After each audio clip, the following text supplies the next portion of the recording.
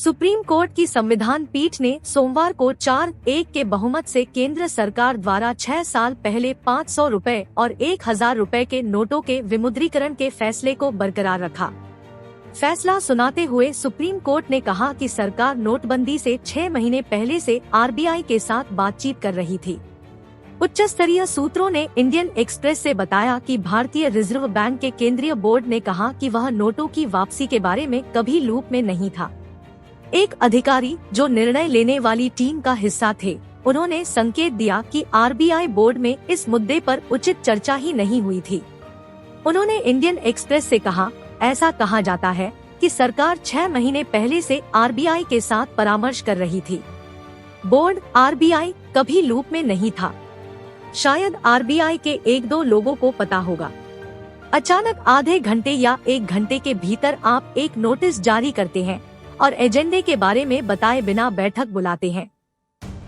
RBI board ने मई 2016 में नोटबंदी से 6 महीने पहले 2000 रुपए के नोटों को पेश करने की मंजूरी दे दी थी, लेकिन 2016 में जुलाई और अगस्त की बोर्ड बैठकों में 500 और 2000 के नोटों को वापस लेने पर चर्चा नहीं की। द इंडियन एक्सप्रेस को अपने सूचना के अधिकार आरटीआई के जवाब में आरबीआई ने कहा, केंद्रीय बोर्ड ने 19 मई 2016 को 2000 रुपए के नोट पेश करने के प्रस्ताव पर चर्चा की और उसे मंजूरी दे दी। पिछले साल मई में बोर्ड की बैठक में 500 रुपए और 1000 रुपए के नोटों की वापसी पर कोई चर्चा नहीं हुई थी। 7 जुलाई और 11 अगस्त को केंद्रीय बोर्ड की बैठकों के दौरान भी इस पर चर्चा नहीं की गई थी। रघुराम राजन गवर्नर थे जब साल 2016 मई में आरबीआई बोर्ड द्वारा 2000 रुपए के नए नोट पेश करने के प्रस्ताव को मंजूरी दी गई थी।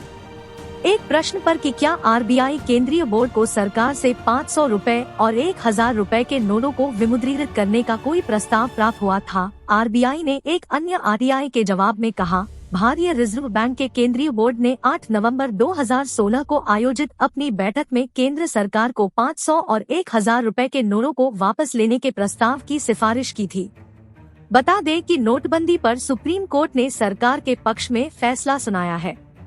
हालांकि आरबीआई ने 8 नवंबर 2016 को केंद्रीय बोर्ड की बैठक के समय बताने से इनकार कर दिया और कहा कि मांगी गई जानकारी आरटीआई अधिनियम 2005 के 8(1)(1) के तहत इसे बताने से छूट प्राप्त है।